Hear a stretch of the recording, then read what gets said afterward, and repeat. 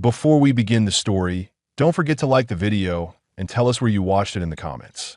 Elias Ward rode along the riverbank in the late afternoon, guiding his tired horse through patches of frozen grass and muddy ground. The wind pushed steadily from the north, carrying the cold bite of the season deeper into the valley. He was returning from checking his trap lines, one of the few tasks that kept him occupied on the land he managed alone. Life on the frontier had stripped him down to simple routines. Keep the cabin standing, keep food on the table, keep to himself. It was easier that way. After losing his family in a raid years earlier, he had stopped expecting anything from the world and settled in an isolated stretch of land where no one asked questions. He preferred silence. Silence didn't betray him. As he followed the curve of the river, the wind shifted, carrying with it a sound he wasn't expecting. A short, sharp cry, human, strained by cold and panic. Elias stiffened, pulling the reins to slow his horse. He listened again, holding his breath. The noise came once more, faint but urgent, blending with the rushing water. Someone was fighting the current. He dismounted quickly, boots slipping on wet stones as he moved toward the river. For a moment he saw nothing but the violent churn of half-frozen water. Then a splash of movement caught his eye. A woman's arm, the top of her dark hair, the frantic motion of someone who had been fighting far too long.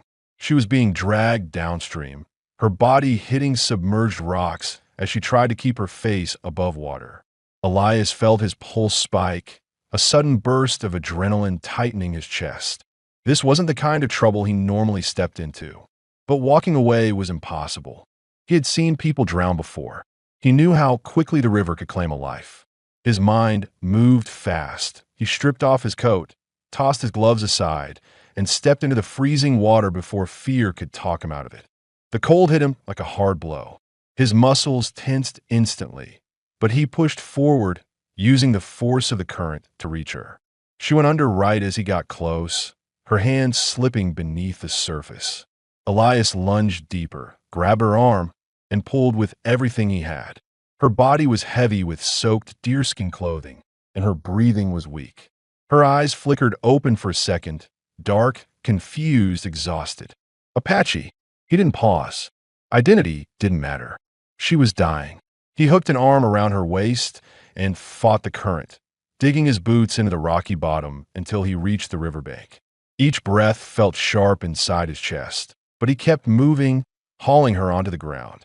She coughed violently, water spilling from her mouth, her body shaking uncontrollably. "Stay with me," he muttered, kneeling beside her. Her gaze darted around, unfocused but alert enough to recognize him as a stranger. Fear settled in her features, the kind that came from a life where trust could get you killed. Elias raised his hand slightly, showing her he meant no harm. "My name's Elias," he said, his voice steady despite the cold. "You're safe.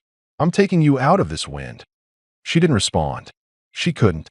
Her lips were blue, her hands trembling so violently she couldn't grip the ground beneath her. He lifted her carefully, feeling the weight of her limp body against his chest. Each step toward the cabin was heavy and slow, but he pushed through the terrain, driven by an instinct he didn't fully understand. Helping others had once been part of who he was, before war, loss, and isolation hardened him. But this woman was fighting for her life, and something in him refused to let her slip away. Her name, he would later learn, was Ayoka. For now, she was simply a stranger pulled from the edge of death. Inside his cabin, the fire still burned low from the morning. Elias kicked the door shut behind him and lowered her onto a blanket near the stove. Steam rose from their wet clothes as the warmth hit their skin. She opened her eyes a crack, scanning the room with a mixture of fear and confusion. He spoke softly, knowing too much noise might make things worse. "You're safe here. You're freezing. Let me help." He worked quickly, wrapping her in every dry blanket he had, feeding more wood into the stove, and checking the small cut along her arm. His mind stayed focused on tasks, but underneath it all ran a steady current of questions. Who was she? Where was she running from? Why was she alone near a dangerous river at this time of year? He didn't ask. Not yet. She needed warmth before she needed answers. As she shivered violently under the blankets, Elias sat back on his heels, the cold still burning his own skin, and studied her features, the faint bruise along her forehead, the torn beadwork on her deerskin dress, the worn leather around her wrists, signs of struggle, signs of desperation. A quiet thought crossed his mind, one he had learned to ignore over the years. You were meant to be here at the right moment. He pushed it aside. He didn't believe in fate. Not anymore. But as Ioka's breathing steadied and the storm wind pushed against the cabin walls, Elias realized something he couldn't deny. He was responsible for her now, and nothing in his quiet, lonely life had prepared him for what came next. Ioka's breathing steadied little by little as the heat from the stove filled the cabin. Elias added another log, then knelt beside her again, watching for any sign that she could understand where she was. Her eyelids fluttered as if her body kept drifting between the present moment and the river that had tried to take her. The blankets around her shoulders were already damp from melting frost, so Elias replaced them with dry ones, working carefully to avoid startling her. She opened her eyes fully for the first time. Her gaze moved from the walls to the stove to his face, studying him in a way that was cautious but alert. She did not speak, but she followed his movements closely, as if assessing whether she needed to defend herself. Her breathing hitched when she attempted to sit up. Pain tightened her jaw. Elias steadied her with one hand, light but firm. "Easy," he said quietly. "You hit your arm. You're weak from the cold." Ioka looked down at her arm, now wrapped in a clean strip of cloth. She touched the bandage gently, her fingers trembling. The injury was not deep, but the shot from nearly drowning had drained every bit of strength she had left. She tried to form a word. Her voice cracked. "Where?" "You're in my cabin," Elias answered. "The river's just outside the valley. I brought you here when you went under." She didn't respond right away, but her expression changed, something between disbelief and uncertainty. She swallowed hard, her throat still raw. Elias noticed how tightly she held the edge of the blanket, her knuckles pale from tension. She was not simply cold. She was afraid. He took a small step back to give her room. Fear, he knew, was not always about the present danger. Sometimes it came from whatever had happened before a stranger found you in a river. Her eyes drifted toward the door as if expecting someone to burst through it. She listened to the storm outside, the wind slamming against the walls. The sound made her flinch. "You're safe here," Elias said, keeping his tone calm and steady. "No one else is coming." Ioka's attention shifted back to him, lingering on his face long enough to sense the truth in his words. Her breathing slowed again. She whispered something under her breath, quiet enough that Elias couldn't fully catch it, but he recognized the tone, gratitude mixed with hesitation. He moved toward the small shelf beside the stove and poured warm water into a tin cup. When he handed it to her, she hesitated only a moment before accepting it with both hands. The warmth steadied her grip. Her eyes softened. She studied him with less tension now, as if trying to understand the kind of man who would pull a stranger from a river and then keep his distance to avoid frightening her. Elias didn't look away. He wanted to show her she had nothing to fear, even if he wasn't skilled at expressing it. "Drink slow," he said. "Your body's still in shock." She obeyed his instructions, taking small sips. A faint color returned to her face. Elias used that moment to gather the questions he needed to resolve, not out of curiosity, but because they shaped the decisions he would have to make. She had been alone beside a dangerous river during the coldest part of the season. Her dress was torn in more than one place. Her wrist had marks from something that did not come from the river. The circumstances were clear enough. She had been fleeing something or someone, but she wasn't ready to talk about it. He didn't push her. Ioka finally set the cup down. Her voice was still weak, but steadier than before. "You found me?" she asked. "Yeah. Why?" Elias paused. It was an easy question. Not for him. "You needed help," he said, "and I was close enough to give it." She stared at him for several seconds, as if measuring the sincerity behind the words. He let the silence stay, allowing her to decide how much she wanted to believe. A tremor ran through her shoulders. The warmth was not enough. The shock still clung to her. Elias added one more blanket and adjusted it around her back. She flinched at first, then relaxed when she realized his hands were gentle. Her voice broke again, but the words were clearer this time. "I thought I wouldn't make it."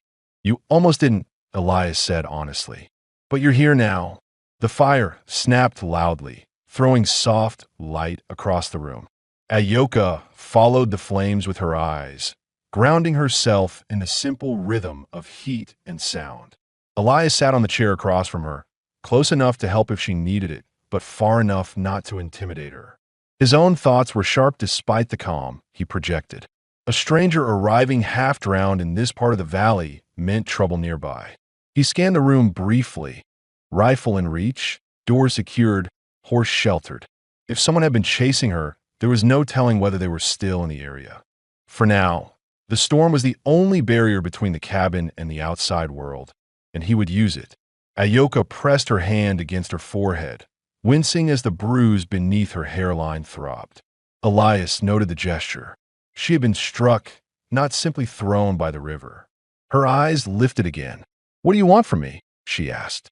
"Nothing," Elias answered immediately. She blinked, searching his face for any sign of hidden intent. When she found none, her shoulders loosened just slightly. "I'll get you through the night," he said. "When the storm passes, we'll figure out what comes next." Her gaze softened with relief, subtle but unmistakable. The storm rattled the cabin walls again, but the sound no longer made her flinch. Inside the small room, warmth and quiet wrapped around them, creating an uneasy but growing sense of safety. Ayoka's breathing steadied. Her eyes drifted closed, not from fear this time, but from exhaustion. Elias watched over her, knowing she was still fragile and that any danger she carried might not be over. But she was alive, and she was no longer alone. The night ahead would decide the rest. The wind tore through the valley with a force that made the cabin walls shudder. Snow slapped against the shutters in uneven bursts, and the river outside roared under the weight of the rising storm. Inside, the warmth fought to hold its ground, filling the small room with the steady glow of the stove. Ayoka slept under thick blankets, her breathing shallow but even, while Elias sat nearby, sharpening a dull knife out of habit rather than need. He kept his eyes on her more than on the blade. Her earlier questions still echoed in his mind, questions shaped by fear and a life spent watching for danger long before it reached her. People didn't end up alone in icy rivers without reason. He had seen the marks on her wrist, the torn beadwork on her dress, the bruise along her forehead. Those signs didn't come from falling or slipping. Someone had hurt her. Someone might still be looking for her. That possibility tightened something in his chest, something bordering on anger but fueled more by concern. If danger followed her to the cabin, he needed to be ready. A slight sound pulled his attention, Ayoka stirring beneath the blankets. She opened her eyes slowly, blinking against the dim light. For a moment, she looked unsure of where she was. Then she caught sight of Elias sitting nearby, and her body eased into the recognition that she wasn't alone and wasn't in immediate danger. "How long?" she whispered. "A couple hours," Elias said. "You were freezing. Rest was the only thing keeping your strength up." She pushed herself up with care, wincing at the pain in her arm. Elias reached out to steady the blanket before it slipped from her shoulders. Her skin still held the cold, but her face had color again, faint but growing. Outside, the storm cracked like a distant gunshot. Ayoka flinched, gripping the blanket tighter. "It won't let up tonight," Elias said, watching her eyes move toward the window. Traveling would be more dangerous than staying. Her jaw tensed. The thought of staying anywhere with a stranger clearly unsettled her, yet she had no alternative. She nodded once, accepting the reality even if she didn't like it. Elias stood and moved toward the shelves to prepare something warm. The simple act of standing put him between her and the door, a habit formed from years of protecting his home from anyone who might try the latch without permission. But now he positioned himself deliberately so she wouldn't feel trapped. His movements were steady, predictable, easy to follow with her eyes. He spooned leftover stew into a tin bowl and reheated it on the stove. The scent slowly filled the cabin, meat, potatoes, a handful of herbs he had dried months back. Ayoka watched every step, not out of suspicion, but because her body recognized the smell of food long before she admitted it. When he handed her the bowl, her hands trembled slightly. Hunger worked against exhaustion, but she managed a few slow bites. Warmth spread through her face. Her shoulders relaxed. Elias sat a short distance away. "Do you remember what happened before the river?" he asked, keeping his tone low to avoid sounding demanding. She swallowed hard, her gaze shifting away from him. Her fingers tightened around the bowl. He expected silence, but after several seconds she spoke. "There were men," she said quietly. "Not from my people. They stopped my path. One struck me. I ran." Elias didn't interrupt. She needed time to decide how much she wanted to reveal. "I followed the river to escape them," she continued. "I thought it would hide my tracks." The truth explained a great deal: the injuries, the fear, the urgency. It also confirmed Elias's suspicion that danger wasn't far behind her. "Did they see which way you went?" he asked. She shook her head. "I don't know. The water took me before I understood anything else." Her voice shook at the memory. Elias kept his posture steady, letting her read the calm in him. She searched his expression for judgment, pity, or fear of trouble. She found none. "You're safe here," he said. "Storm like this will cover any tracks. No one could follow through that wind." Ayoka lowered the bowl in her lap, letting out a long, uneven breath. Relief crossed her face for the first time since she opened her eyes in the cabin. She wasn't free of worry, but she wasn't fighting to survive anymore. Elias gathered more firewood and stacked it near the stove. She watched him with quiet curiosity now rather than guarded suspicion. She studied the cabin in detail: the tools on the wall, the worn chair, the simple bed pushed against the far corner. Everything suggested a life built from necessity, not comfort. A life shaped by solitude. "Do you live alone?" she asked. "Yes." "For how long?" "Long enough." She understood the answer without pressing for more. People didn't choose this kind of isolation unless they were running from something or trying to rebuild from something broken. A gust of wind slammed against the door, rattling the latch. Ayoka jumped, but Elias didn't even turn his head. "It won't come loose," he assured her. "The wood's stronger than it looks." She nodded, pulling the blanket closer again. Her eyes drifted toward the bed across the room, then toward the wooden chair closer to the stove. She understood the arrangement without needing explanation. Elias was preparing to give her the warmest place in the cabin and take whatever remained for himself. "You should sleep too," she murmured. "I will," he answered. "After the fire's higher." She didn't argue. Exhaustion pulled her down again. She lay back, easing her head onto the folded blanket he had placed there earlier. Her eyes closed slowly this time, not from fear, but from the steady comfort of warmth and safety. Elias watched her breathing settle, then moved quietly around the room preparing for the night ahead, checking weapons, reinforcing the shutters, tightening the window latches. Not out of paranoia, but because he knew storms hid things as easily as they blocked them. When he finally sat in the chair, the fire reflected off the edge of his knife, the only sharp sound in the room the slow crackle of burning wood. Ayoka slept with less tension in her face, the first moment of peace she had likely known in days. Outside, the storm howled.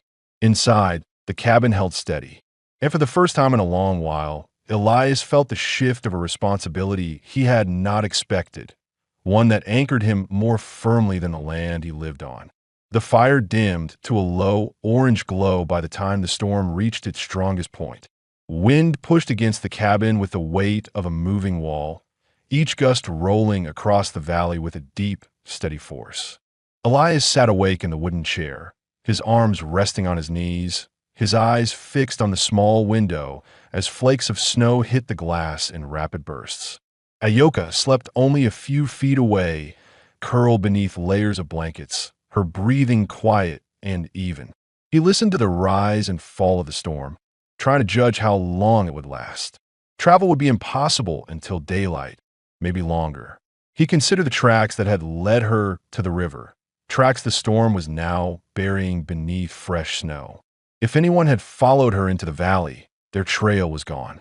For now, the weather offered shield stronger than anything he could build. Still, he checked the door once more to be sure the latch held firm.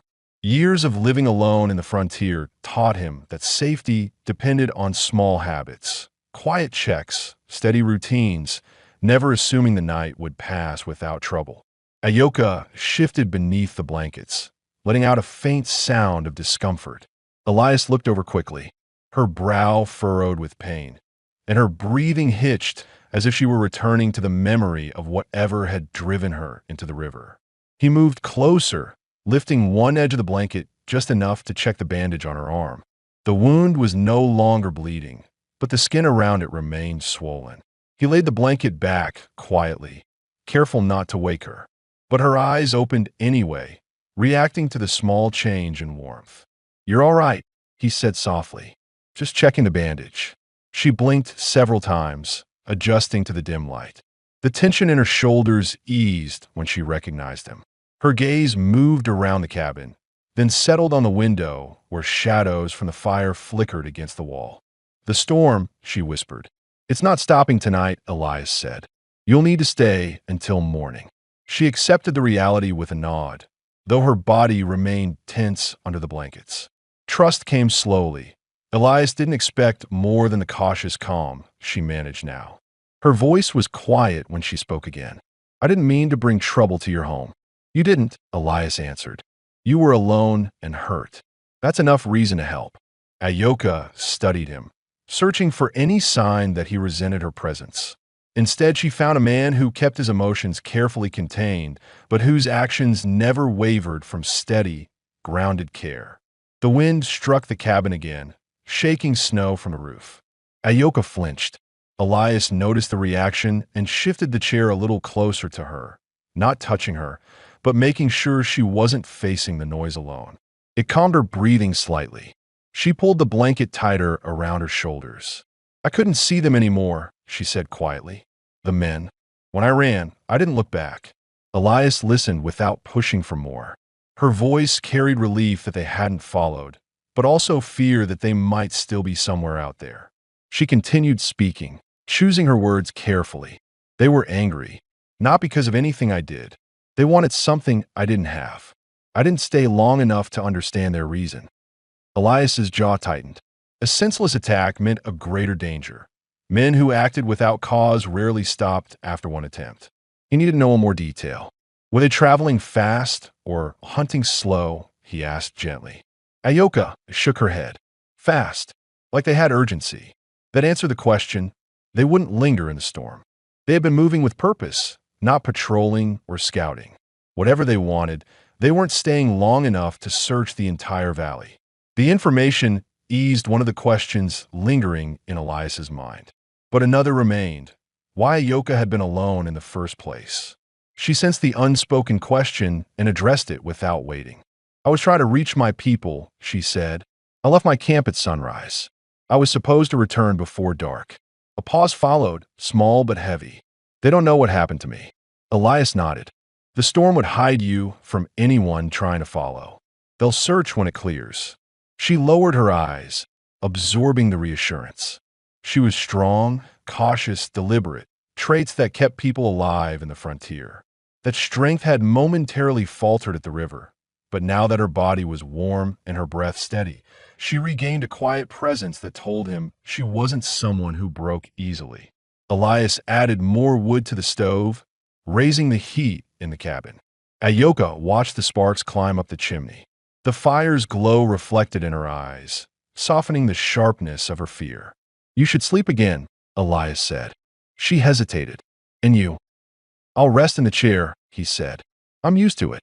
Her gaze moved to his face, noticing the shadows under his eyes. "You're cold," she said. "Your clothes are still damp." Elias glanced at the drying clothes hung beside the stove. "I've had worse." The answer wasn't meant to impress her, just the truth of a man who had spent too many nights in harsh places. She seemed to accept it. She lay back slowly, but before closing her eyes, she glanced toward the corner where Elias kept his rifle. She didn't ask about it. She simply wanted to understand if danger was something he expected regularly. He followed her eyes. "The rifle stays loaded," he said. That's the rule of this valley. Not because of you. Ayoka settled into the blankets again. Her breathing deepened, slow and steady. Elias remained awake, watching the door, the fire, and the shadows that moved across the cabin walls. The storm continued, but it no longer rattled Ayoka. Exhaustion pulled her into sleep, this time without fear chasing her through it. Elias sat watch through the night, the responsibility settling over him with a weight he didn't resist. Inside the cabin, two strangers rested under the same roof, one recovering strength, the other guarding the quiet that protected them both. And outside, the storm erased every trace of the world that had tried to harm her. The storm eased only slightly by dawn. Snow still drifted across the valley in long white sheets, but the violent gust had softened into steady wind. Elias had dozed off for only a few minutes at a time, waking each time the fire shifted or the cabin creaked. When the light began to seep through the frosted window, he rose carefully from the chair and added more wood to the stove. Ayoka stirred beneath the blankets. Her eyes opened slowly, clearer than the night before, no longer clouded by shock. She pushed herself up on one elbow, testing her strength. Elias turned toward her, noticing the tension in her jaw as she moved. "Try slow," he said. "Your body's still stiff from the cold." She followed the advice, easing herself upright. Her arm throbbed beneath the bandage, but she endured the pain without complaint. Her gaze shifted toward the window, where early light blurred against thick frost. "It's morning," she whispered. "Storm hasn't passed," Elias replied, "but it's calmer." Ayoka looked around the cabin as if assessing what she could manage now that her mind was clearer. Her posture held more steadiness than the night before. She wasn't fully recovered, but her breathing was stronger and the tremors had faded. Elias brought her a cup of warm water. "Drink. You lost more strength than you think." She accepted it, her hand steady this time. After a few sips, she lowered the cup and studied him with quiet curiosity. "You didn't sleep," she said. "Not much." "Why?" Elias shrugged lightly. "Storm was too loud, and someone needed to keep the fire going." She held his gaze a moment longer, recognizing there was more he wasn't saying. He avoided discussing the responsibility he felt, not wanting to make her feel indebted or uneasy. But she understood anyway. A soft crackle came from the stove. Elias knelt to adjust the coals, giving her a moment to look around the cabin without feeling watched.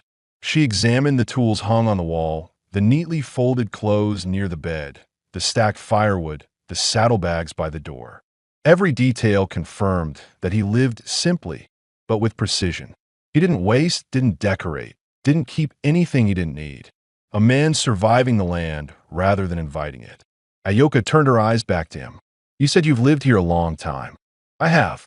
"Why this place?" Elias paused. Understanding the question held more weight now that her mind was clear. He sat back in the chair, steadying his thoughts before speaking. "It's quiet," he said finally. "Quiet was the only thing that made sense after losing people I cared about." Ayoka absorbed the answer without asking for details. She knew loss, its silence, its weight, its ability to reshape a person into someone who doesn't expect anything from the world anymore.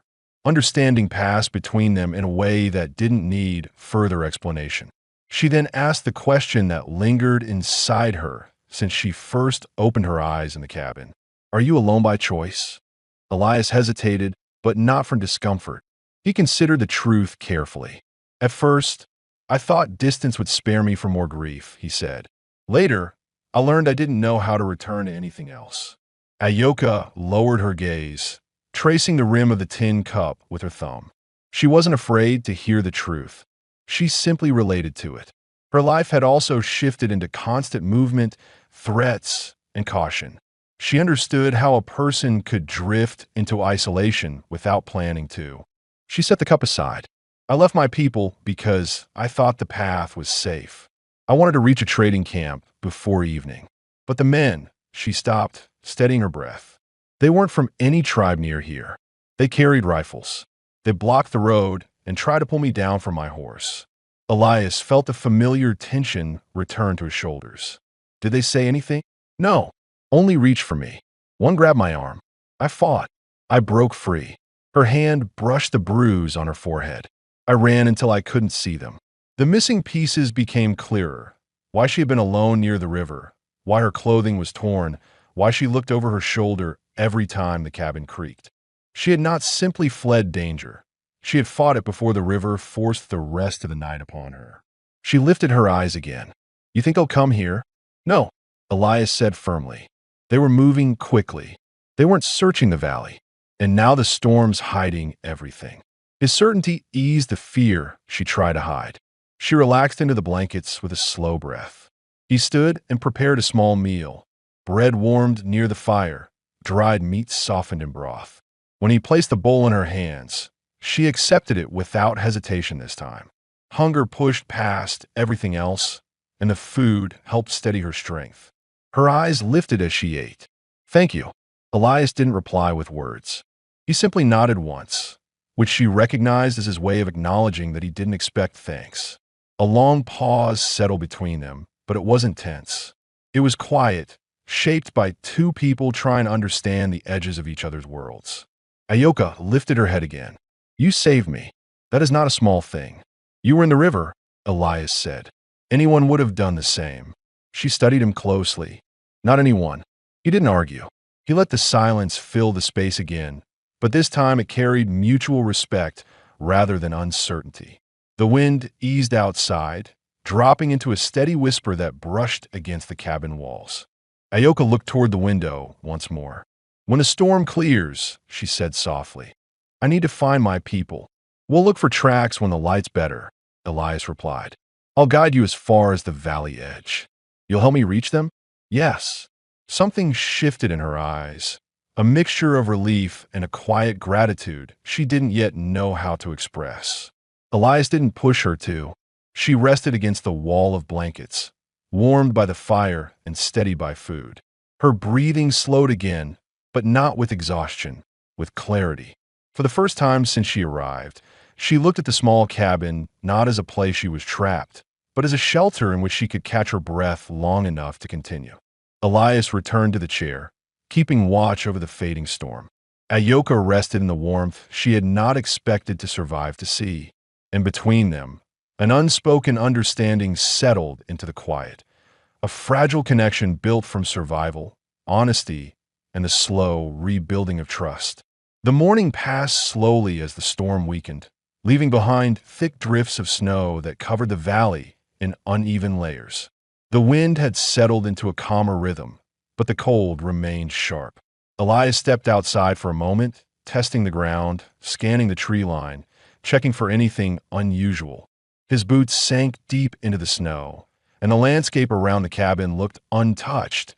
No prints, no movement, nothing but the pale stretch of frozen land. He returned inside and shut the door quietly.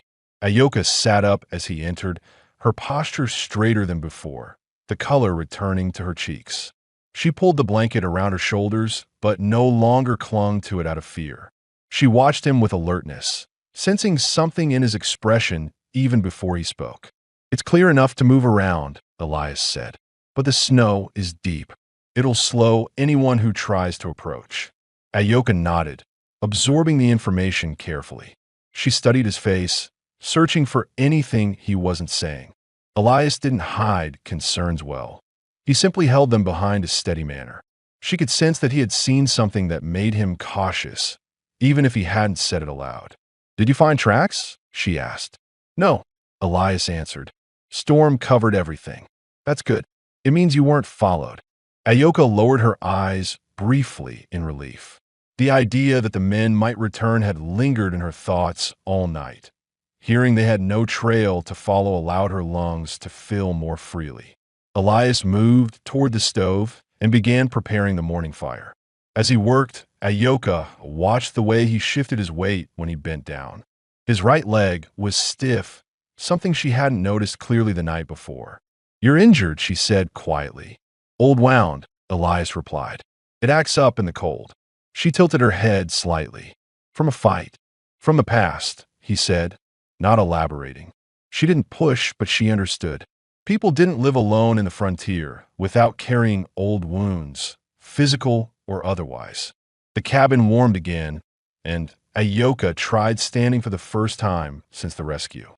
She placed one foot on the ground, steadied herself with the wall, and took a slow breath. Pain flared her arm, but she held steady. Elias turned when he heard the slight shift of wood beneath her feet.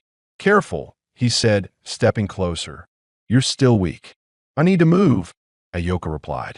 "My body grows stiff if I stay still." He nodded and watched her take a few small steps around the room. Her balance wavered, but she kept her back straight, determined not to show vulnerability she didn't need to. Elias didn't interfere, allowing her the space to reclaim her strength. After a few minutes, she sat again, breathing harder than before, but steadier. "What will you do now?" she asked. "First, make sure the valley's safe," Elias replied. "Then take you back to your people." She looked at him with a mix of appreciation and uncertainty. "You don't have to take me. Your home has already carried enough trouble because of me." "It's not trouble," Elias said plainly. "And you shouldn't travel alone until we know the area is clear." Ayoka considered his words, realizing he had already decided to see her safely home. She didn't argue. There was no pride or stubbornness in her decision, only respect for the reality surrounding her. A sudden sound broke the quiet. A horse neighing, distant but unmistakable. Elias's head snapped toward the window. Ayoka's breath caught. The sound wasn't close enough to signal immediate danger, but it didn't belong to his horse. He knew that much instantly. Elias crossed the cabin in 2 steps and unhooked his rifle from the wall. His movements weren't rushed, but deliberate and controlled.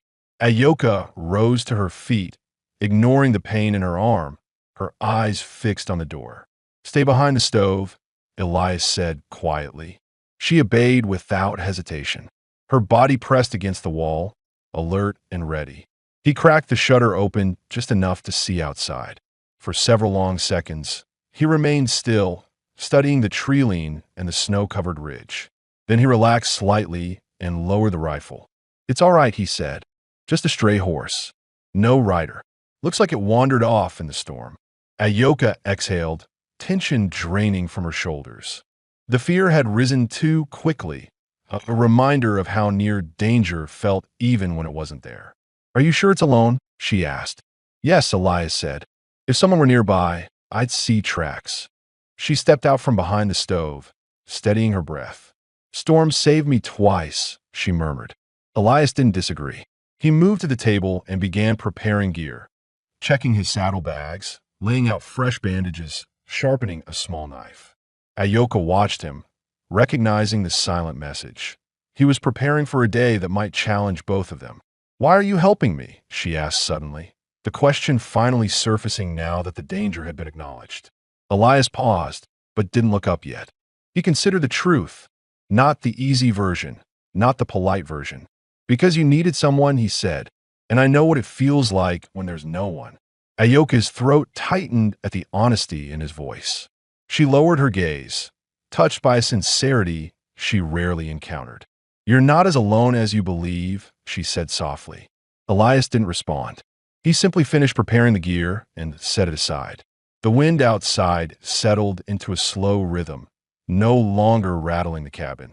Ayoka returned to her place near the fire, her body steadier, her resolve clearer. Elias sat across from her, resting the rifle against his leg. The storm had passed, but the world outside was shifting, carrying traces of danger and responsibility neither of them could ignore. A fragile bond had formed in the silence, stronger now that both had begun revealing the truths they carried. And for the first time since she arrived, Ayoka didn't feel like a visitor waiting to leave. She felt like someone whose presence mattered. The stray horse lingered near the tree line for a long while, pawing at the snow and shaking its mane as if trying to rid itself of the storm's remnants. Elias watched it through the narrow gap in the shutter, studying its condition. The animal was exhausted but unharmed, its saddle intact, the reins dragging loosely behind. That detail told him more than the tracks ever could. The rider had lost control in the storm, or the horse had been abandoned in haste. Either way, it confirmed something he had suspected since the night Ayoka arrived. Danger had passed through the valley more recently than he would have liked. He closed the shutter and turned back to the room. Ayoka stood near the fire, her posture straight despite the ache in her arm. Her eyes held a steadiness that hadn't been there before, fear replaced by alertness, and alertness shaped now by resolve. "Is the horse harmless?" she asked. "For now," Elias said, "but its presence means someone rode close to the cabin. We need to move carefully." Ayoka nodded, absorbing the information without panic. She wrapped the blanket tighter and stepped forward. "We should find where it came from." Elias considered her words. She wasn't simply trying to protect herself. She was thinking ahead, understanding that anything left unsolved in this valley might return later. He respected that clarity. Still, her strength was limited. "You can walk, but not far," he said. "Your body needs more time." She lifted her chin slightly. "I won't slow you down." Elias didn't challenge her determination. Instead, he gathered his gear, saddlebags, tools, rope, and checked his rifle once more. Ayoka watched him assemble each piece with practiced precision, noticing the way he double-checked his ammunition and the tightness of each strap. He wasn't preparing for a journey. He was preparing for the unknown. Outside, the storm had left the world still and pale, with long shadows cast by the morning light. When Elias opened the cabin door, a blast of cold air swept through, carrying the clean scent of fresh snow. Ayoka stepped out beside him, steady but cautious. The stray horse lifted its head at their approach, but didn't flee. It looked relieved to see humans again, as if wandering alone through a storm had worn down whatever fear it once had. Elias moved toward it slowly, speaking in low, steady tones. The horse allowed him to take the reins. Its breathing was heavy, but its eyes were clear, no signs of injury or distress beyond exhaustion. Ayoka circled to the animal's other side, brushing snow from its coat. "This saddle," she said quietly, "it's from traders, not the men who chased me." Elias examined the stitching, the worn leather straps, the simple design. She was right. The saddle belonged to someone who traveled often and carried goods, not to violent riders who moved with urgency. "Then its owner may be nearby," Elias said. Ayoka's expression shifted, worry and compassion mixing together. Traders rarely travel alone. If one horse had returned without its rider, it meant the rider was either sheltering somewhere in the valley or lying beneath the snow. Elias seemed to read her thoughts. "We'll check the ridge," he said. "If he's alive, he won't last long in this cold." Ayoka nodded, tightening her cloak of blankets around her shoulders. They left the cabin and crossed the clearing, moving carefully through knee-deep snow. Elias guided the stray horse with one hand while scanning the landscape with sharp, deliberate movements. Ayoka stayed near him, stepping where he stepped to avoid hidden ice beneath the surface. As they reached the ridge overlooking the valley, Ayoka paused, catching her breath. Elias glanced at her, noting the strain in her arm. "You all right?" She inhaled deeply. "I'll manage." Her determination was genuine, not forced. Still, Elias adjusted their pace, making it appear natural rather than protective. It was clear she didn't want to be treated as fragile, and he respected that instinct. They followed the ridge until Elias spotted a faint indentation in the snow, a disrupted patch that didn't match the natural drift patterns. He knelt, brushing away the surface layer. Footprints, deep ones. Someone had walked through the storm, fighting the wind with uneven steps. Ayoka crouched beside him. "They're recent. Within the last few hours," Elias confirmed. Someone tried to reach higher ground. The prints led toward a cluster of large rocks half buried under snow. Elias approached cautiously, rifle in hand. Ayoka followed, her breath forming small clouds in the cold air. When they rounded the rocks, they found a man slumped against one of them, half buried and unconscious. His clothes matched the saddle on the stray horse, simple trader garments, layered for long travel. His face was pale, his lips cracked from cold, his fingers curled tightly around an empty water skin. "He's alive," Ayoka said quickly, kneeling beside him and placing her hand near his chest. "But weak." Elias lowered his rifle and moved to help, checking the man's pulse. It was faint but present. He didn't make it to shelter in time, Elias said. "If we leave him here, he won't last another hour." Ayoka reached for her blanket and laid it gently across the stranger's chest. "We take him back," she said. "He needs warmth." Elias nodded, but weighed the situation carefully. Bringing another injured person into the cabin meant more responsibility, more uncertainty, and more risk. Still, he couldn't ignore that this man had fought to survive the same storm that had nearly killed Ayoka. "Help me lift him," Elias said. Ayoka moved into position without hesitation, her earlier exhaustion tempered by urgency. Together, they raised the man enough for Elias to hoist him across the stray horse's back. Ayoka steadied the animal while Elias secured the unconscious trader in place. They returned to the cabin slowly, their steps measured, their movements coordinated. As they approached the door, Ayoka glanced toward Elias with a quiet realization. "People come to this valley without meaning to," she said, "but they rarely leave without help." Elias looked at her, the weight of the moment settling between them. "That seems to be the way of it." Inside, the fire still burned warmly. They laid the unconscious man near the stove and began tending to him with the same care Elias had shown Ayoka. The space that had once held silence now held the breath and weight of 3 lives, pulled together by the storm, each carrying a fragment of danger or burden. Ayoka stepped back, watching Elias check the man's pulse, adjust the blankets, and warm his hands. She realized something she had sensed the night before but had not yet put into words. Elias didn't just rescue people. He restored the part of himself he thought was gone, one small act of protection at a time. The valley had changed in a single night. So had the meaning of the cabin, and neither Elias nor Ayoka could ignore the new path unfolding between them. The stranger lay motionless near the stove, wrapped in layers of blankets that slowly absorbed the heat rising from the fire. His breathing was shallow but steady, the warmth pulling him back from the edge of collapse. Elias checked his pulse again, counting each faint beat. Ayoka watched from beside the table, her expression focused, no longer clouded by fear, but sharpened by concern and curiosity. The cabin felt smaller now, not from discomfort, but from the presence of 3 lives bound temporarily by the same storm. Elias rose to his feet and stepped back, giving the injured man space to breathe. Ayoka moved closer, kneeling beside the blankets to study the stranger more clearly. "He is young," she said quietly. "Not much older than 20, Elias agreed. "Traveling alone in winter without enough supplies." Ayoka touched the edge of the blanket near the man's shoulder. What would bring him through this valley? Elias considered her question carefully. The valley was remote, not a common path unless someone was avoiding the main routes, or being chased away from them. "He may have followed a trade route and drifted off course," Elias said, "or something forced him into storm." Ayoka nodded, but did not fully accept either answer. Her instincts stayed alert. She remembered the urgency of the men who had chased her. She remembered the fear of being hunted. She understood how easily purpose and danger could tangle. She glanced to Elias. "Do you think he saw them?" "The men who struck me." Elias held her gaze for a moment, weighing the question.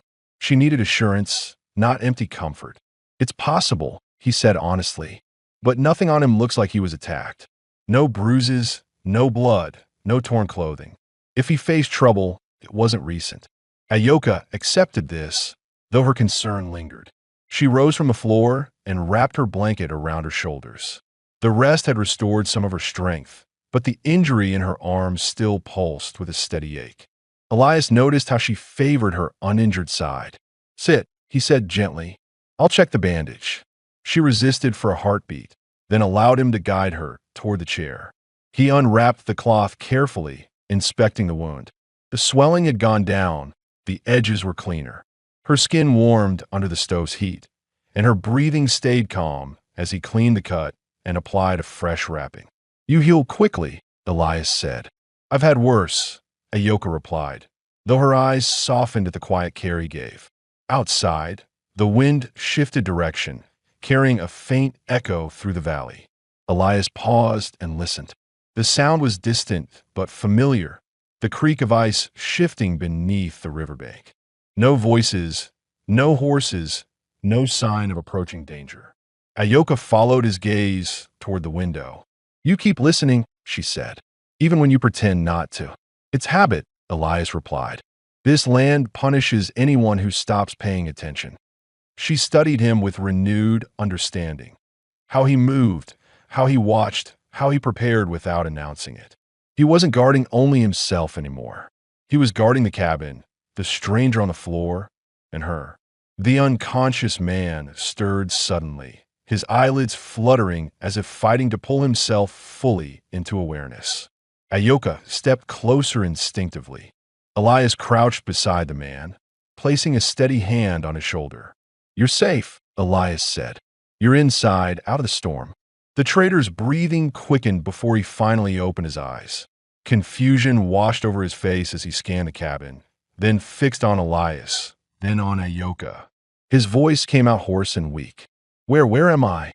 "In my cabin," Elias said. "Your horse wandered here. We found you in the snow." The man blinked, trying to hold on to the memory. I was riding south. The wind knocked me off the trail. My horse bolted."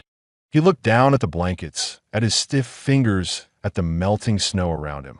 Then his eyes shifted again to Ayoka. He stared for a moment longer than necessary, not out of suspicion, but in recognition that he wasn't the only one rescued from the storm. Ayoka bowed her head slightly, acknowledging his presence without stepping closer. "What's your name?" Elias asked. "Thomas," the young man whispered. "Thomas Ward." The name struck Elias with a sharp stillness. Ayoka noticed his shoulders tense, though his face remained composed. Elias didn't fully react, only absorbed the information carefully, quietly. "You came from the north?" Elias asked. Thomas nodded. "There's trouble on the road. Men chasing anything they want. Traders, travelers, anyone." Ayoka stiffened, recognizing the threat instantly. "What kind of men?" Elias asked. "They carried rifles," Thomas said. "Moved fast. Didn't speak much. They attacked a wagon near the ridge. I ran while they were distracted." Ayoka exchanged a quick look with Elias, her pulse rising. The pieces aligned. Not perfectly, but close enough to confirm the danger still lingered in the region. "Did they follow you?" Elias asked. "I don't know," Thomas murmured. "I didn't look back." The fire crackled, filling the room with a brief silence. Elias exhaled slowly, the weight of the moment grounding him. The valley was no longer shielded by the storm alone. It was now touched by the path of men who had attacked both Ayoka and Thomas. But panic did not settle in the cabin. Elias's mind shifted into focus, gathering information, forming a plan. Ayoka saw it in the way he adjusted his stance, in the way his hand hovered near his rifle, not out of fear, but readiness. "We'll keep you both safe," Elias said, his voice steady. Ayoka looked at him, hearing more in his words than simple reassurance. He wasn't promising safety through walls or fire. He was promising his presence, his watch, his willingness to confront whatever approached. Thomas lay back down, exhausted. Ayoka stepped toward the stove, adding another log to the fire.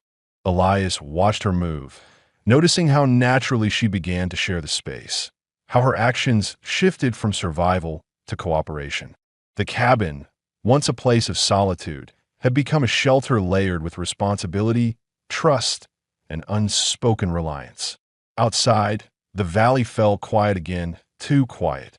Inside, three people breathed the same warm air, each carrying a fragment of danger from the world beyond the cabin door. And for the first time, Elias understood that the storm had not only forced them together, it had prepared them for what would come next.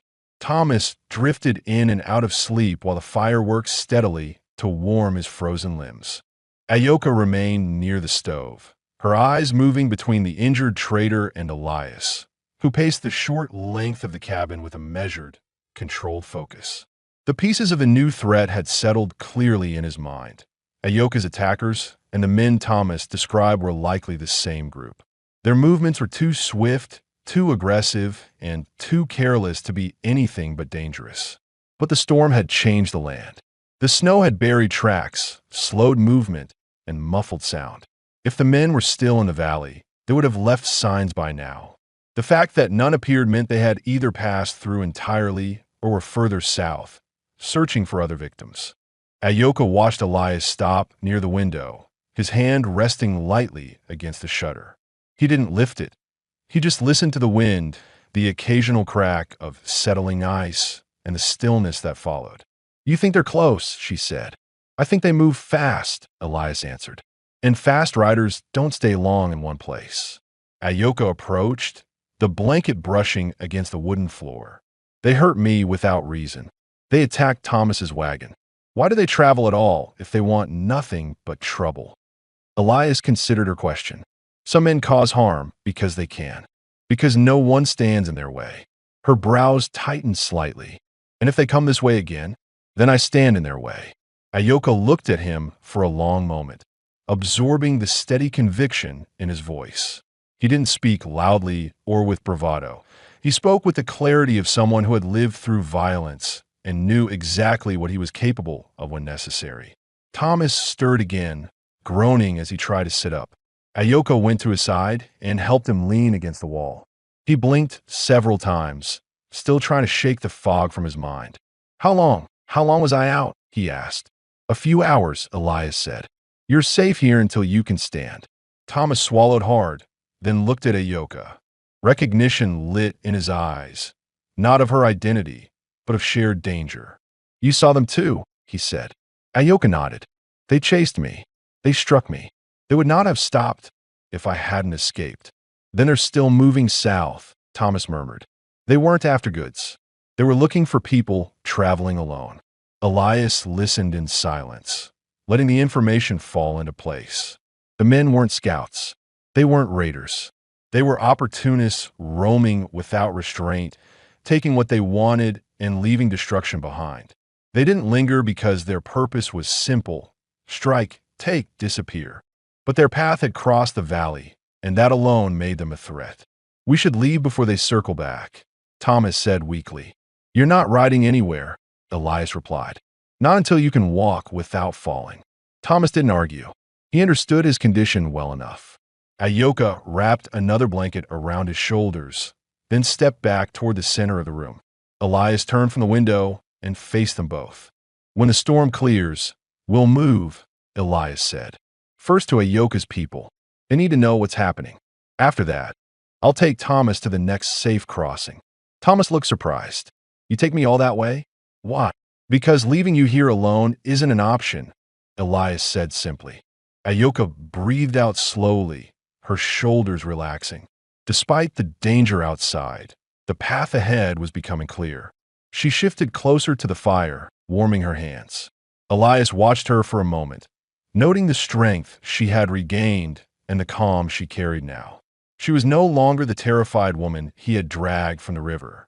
She stood straighter, spoke with certainty, and met danger with unbroken resolve. But one question remained, something unspoken that lingered between them since the morning. "Are you well enough to ride by tomorrow?" Elias asked. Ayoka considered her injuries carefully. Her arm still throbbed, but she could move it. Her legs were steady. Rest had restored most of her strength. "Yes," she said, "I can ride." Elias nodded once. Her answer was not just about physical readiness. It meant she trusted him enough to travel beside him. Thomas watched the exchange with quiet awareness. He wasn't blind to the shift between them, nor to the shared steadiness that had grown over the last day. He cleared his throat. "If we leave together, we'll have a better chance." Elias glanced at him. "We will." The wind outside softened into a steady whistle, windows humming faintly as snow slid from the roof. The storm was giving way to a calmer sky. Soon the valley would open again, revealing whatever tracks had been buried and whatever dangers remained. Ayoka stood beside Elias, looking toward the door as if she could already see the journey waiting beyond it. "I'm ready," she said. Elias looked at her, the faintest trace of something unspoken in his eyes.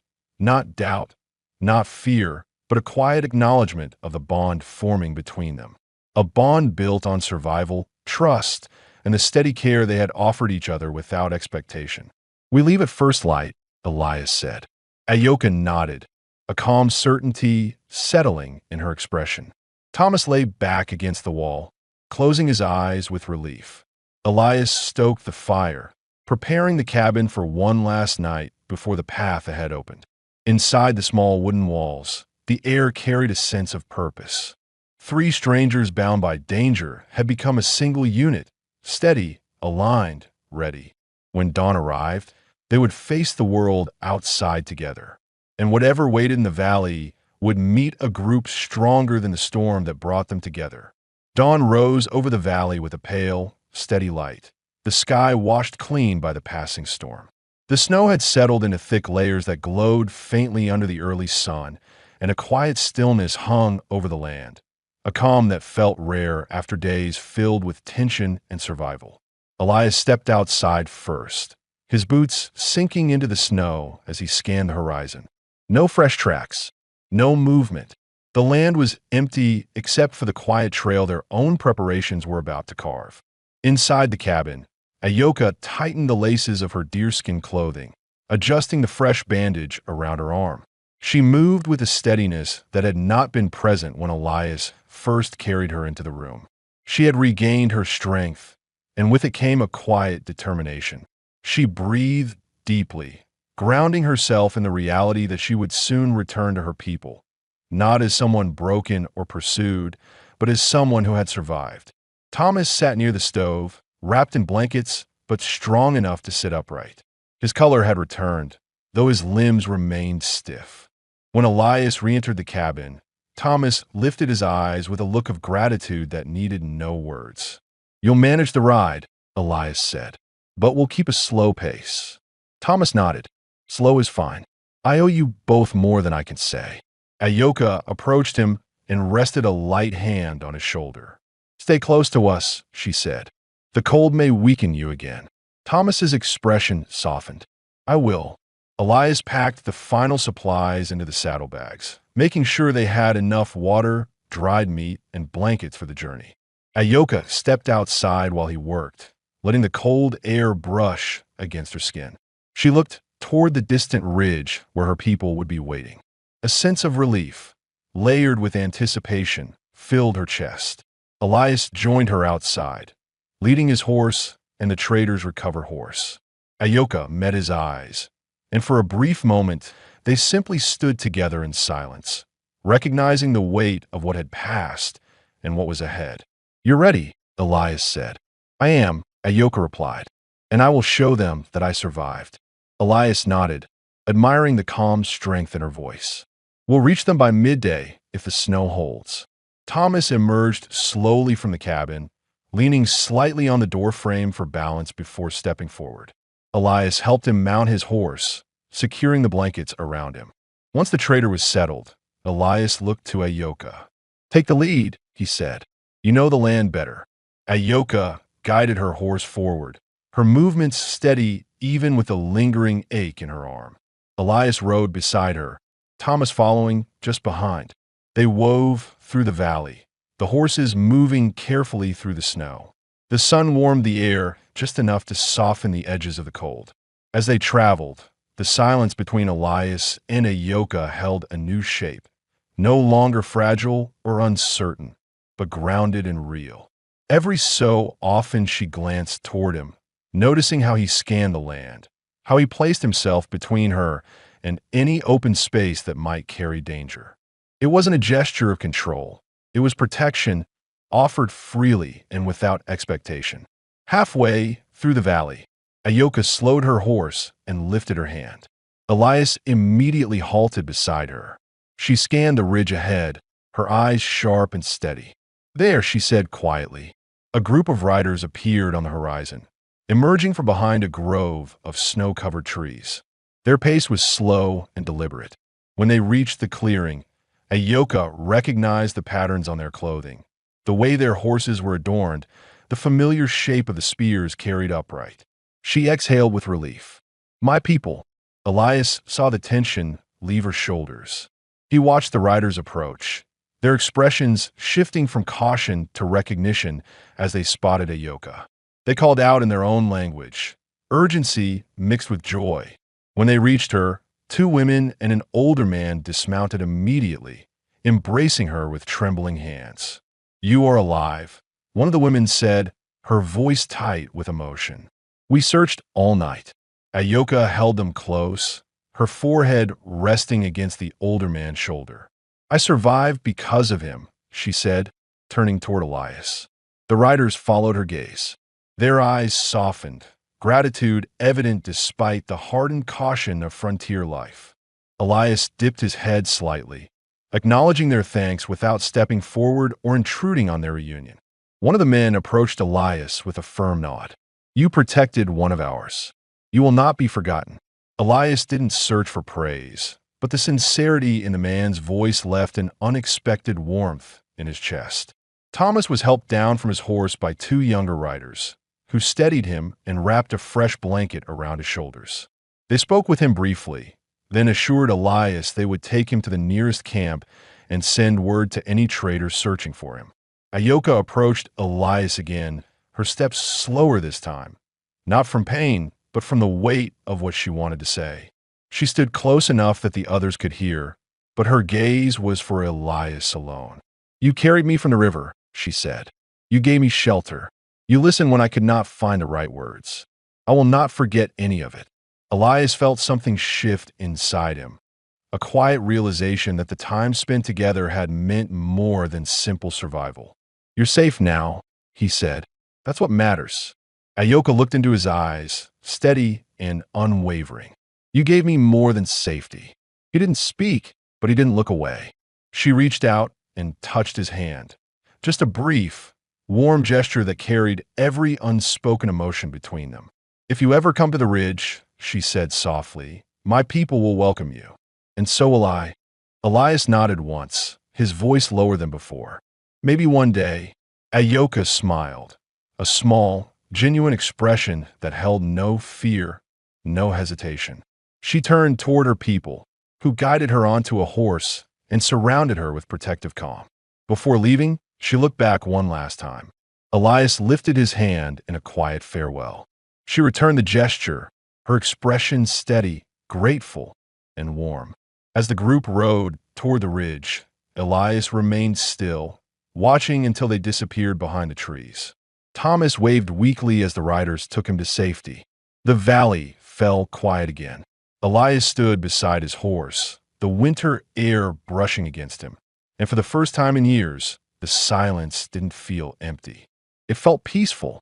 He turned toward his cabin, ready to return, but now the land felt different. Less like a place of hiding, and more like a place where new paths could begin. Ayoka was safe. Thomas was saved. And Elias walked back through the snow with a quiet certainty warming his chest. A life spent alone did not have to stay that way. The story had come to an end, but not the bond they had formed. One built on survival, trust, and the gentle strength of two people who had found comfort under the same roof, even if only for a night. A warm, final ending, without fear, without unresolved questions, settled over the valley as Elias lifted his gaze to the quiet sky and felt, for the first time in years, that the world still held a place for him.